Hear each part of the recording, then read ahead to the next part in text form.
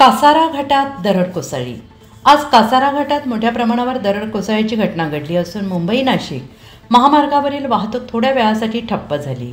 या दरडीमुळे रस्त्यावर मोठ्या प्रमाणावर माती आणि दगड पडल्यामुळे वाहतूक कोंडी झाली। या घटनेची माहिती मिळताच पोलीस आणि राष्ट्रीय महामार्ग प्राधिकरणाचे कर्मचारी तातडीनं घटनास्थळी दाखल झाले।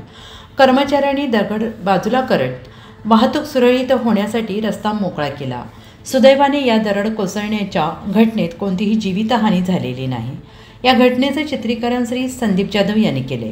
घाट परिसरात पावसाचा जोर कायम असल्याने आणखीन दरड कोसळण्याची शक्यता नाकारता येत नाही।